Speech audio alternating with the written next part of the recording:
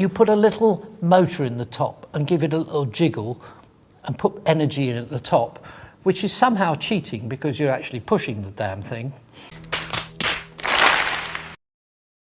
This world is not what you think it is. This world is not what you think it is.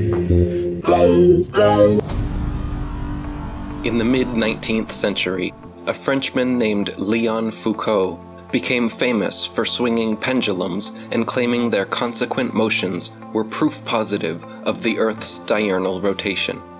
Since then, so-called Foucault pendulums have regularly been swinging at museums and exposition halls worldwide, purporting to provide everlasting perpetual proof of the heliocentric spinning ball Earth theory.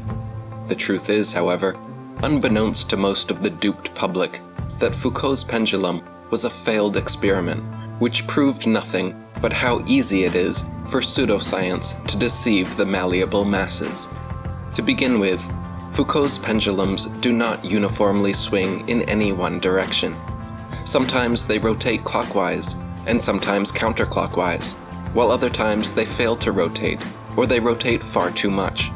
Scientists who have repeated variations of the experiment have conceded time and again that, quote, it was difficult to avoid giving the pendulum some slight lateral bias at starting. The behavior of the pendulum actually depends on 1. The initial force beginning its swing, and 2.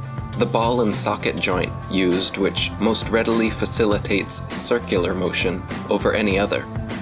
In fact, the majority of Foucault's pendulums in operation today are not even based on this design, and are instead electrically powered and fully adjustable. The supposed rotation of the Earth is completely inconsequential and irrelevant to the pendulum's swing. If the alleged constant rotation of the Earth affected pendulums in any way, then there should be no need to manually start pendulums in motion. Furthermore, if the Earth's alleged rotation actually caused the 360-degree uniform diurnal rotation of pendulums, then there should not exist a single stationary pendulum anywhere on Earth. Dr. Samuel Robotham wrote, "First, when a pendulum, constructed according to the plan of Mr. Foucault, is allowed to vibrate, its plane of vibration is often variable, not always. The variation, when it does occur, is not uniform, is not always the same in the same place, nor always the same either in its rate or velocity, or in its direction. It cannot therefore be taken as evidence, for that which is inconsistent cannot be used in favor of or against any given proposition. It therefore is not evidence, and proves nothing. Secondly, if the plane of vibration is observed to change, where is the connection between such change and the supposed motion of the Earth? What principle of reasoning guides the experimenter to the conclusion that it is the Earth which moves underneath the pendulum, and not the pendulum which moves over the Earth? Thirdly, why was not the peculiar arrangement of the point of suspension of the pendulum specially considered in regard to its possible influence upon the plane of oscillation? Was it not known, or was it overlooked, or was it, in the climax of theoretical revelry, ignored that a ball and socket joint is one which facilitates circular motion more readily than any other?" And Lady Blunt wrote, "We believe, with all due deference to the pendulum and its proprietor, that it proves nothing but the craftiness of the inventor, and we can only describe the show and showman as deceptions. A thing so childish as this pendulum proof that it can only be described as one of the most simple and ridiculous attempts to gull the public that has ever been conceived. It has been said that the pendulum experiment proves the rotation of the Earth, but this is quite impossible, for one pendulum turns one way, and sometimes another pendulum turns in the opposite direction. Now, we ask, does the Earth rotate in opposite directions at different places at one and the same time? We should like to know. Perhaps the experimenters will kindly enlighten us on this point. If the Earth had the terrible motions attributed to it, there would be some sensible effects of such motions, but we neither feel the motion, see it, nor hear it.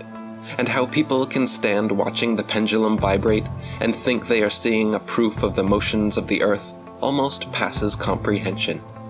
They are, however, brought up to believe it, and it is thought to be scientific to believe what the astronomers teach.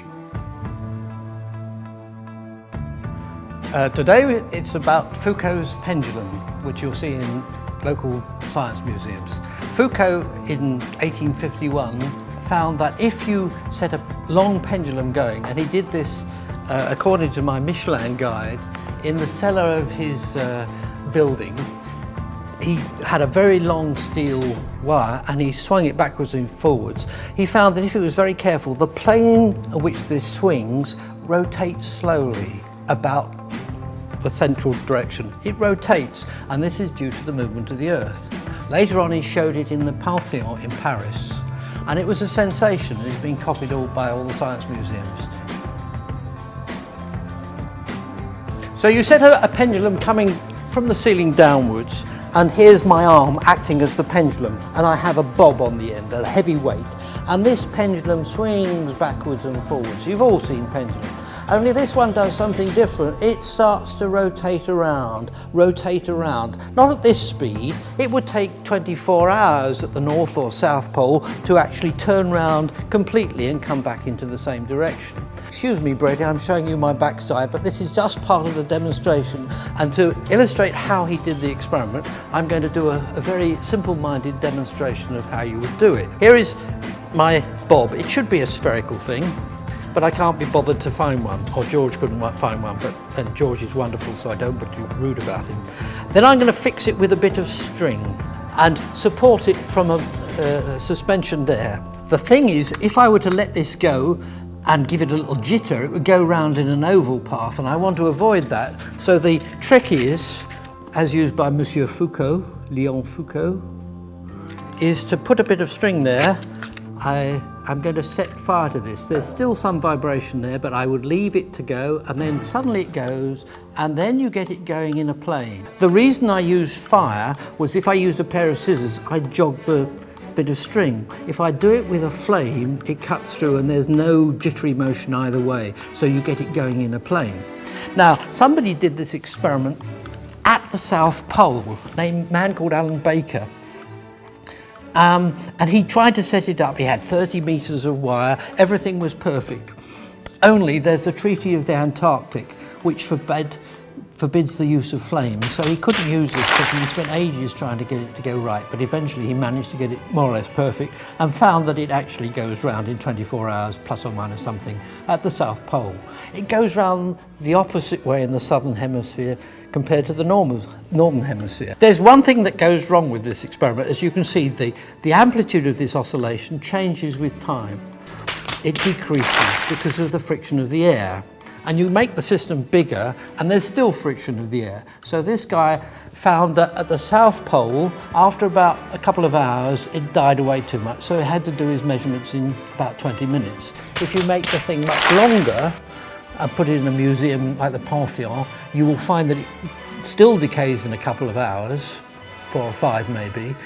So either you set it running for a certain length of time and see that it will rotate for a certain angle, and then have a big fanfare and start it again and burn it with another bit of match, or you put a little motor in the top and give it a little jiggle and put energy in at the top, which is somehow cheating because you're actually pushing the damn thing, and you have to make sure you push it in a way which is not going to cause a torque. So that's the way it's done in a lot of museums. If you see it in a museum, there's not much to see. You go in and 10 minutes later it's hardly moved. You go in 2 hours later and you'll see a big difference. So it's one of those things you should see when you go into the Science Museum and see when you come out, and you'll see the effect. So I have here my lovely demonstration of the North and South Poles. So if we take this off, and imagine putting a pendulum here, swinging backwards and forwards at the North Pole, because the Earth is rotating, and I can't remember which way it rotates, you can see, as far as this pendulum is concerned, the Earth is rotating underneath my finger. And so the plane of this oscillation remains constant.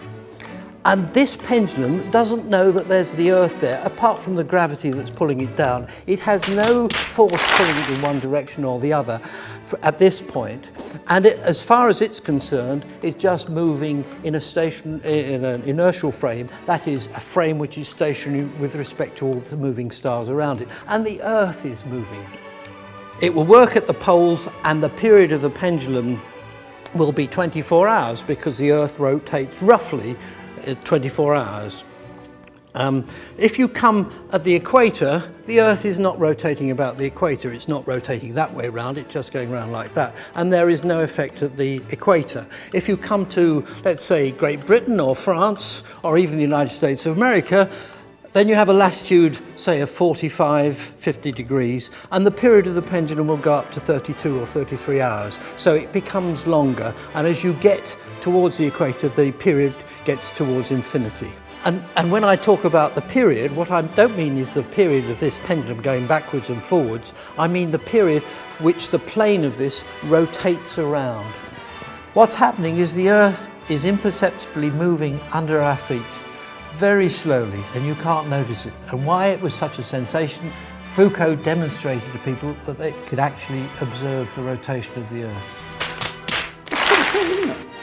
Yeah, I thought that was dead clever of Foucault. I mean, it's something I wouldn't have thought of. And whenever I try and think about it, you have to have this idea that there are stars out there which give you a reference frame, and the pendulum keeps in a straight line with respect to the stars. But even that's not good enough. I talk to my friends and say, all these stars and galaxies are moving around. And then they say, well, when we're put in a corner, the astronomers say, there's the cosmic background radiation. And if you're in the right reference frame, that is isotropic in all directions. But I just like the simple-minded explanation.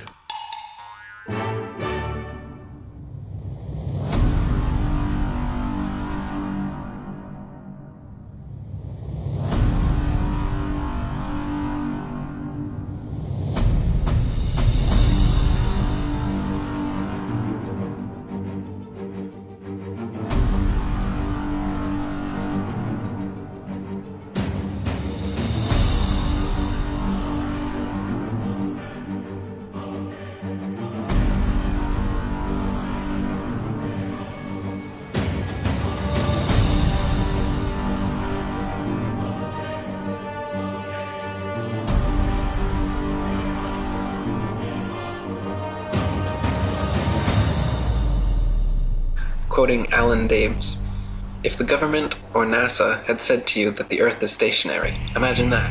And then imagine we are trying to convince people that no, it's not stationary, it's moving forward at 32 times rifle bullet speed and spinning at 1,000 miles per hour. We would be laughed at. We would have so many people telling us, you're crazy, the Earth's not moving. We would be ridiculed for having no scientific backing for this convoluted moving Earth theory. And not only that, but then people would say, oh, then how do you explain a fixed calm atmosphere and the sun's observable movement? How do you explain that? Imagine saying to people, no, the atmosphere is moving also, but is somehow magically velcroed to the moving Earth. The reason is not simply because the Earth is stationary. So what we are actually doing is what makes sense. We are saying that the moving Earth theory is nonsense. The stationary Earth theory makes sense, and we are being ridiculed. You've got to picture it being the other way around to realize just how ridiculous the situation is. This theory from the government and NASA that the Earth is rotating and orbiting and leaning over and wobbling is absolute nonsense, and yet people are clinging to it tightly like a teddy bear. They just can't bring themselves to face the possibility that the Earth is stationary, though all evidence shows it. We feel no movement, the atmosphere hasn't been blown away, we see the sun move from east to west. Everything can be explained by a motionless Earth without bringing in all these assumptions to cover up previous assumptions gone bad.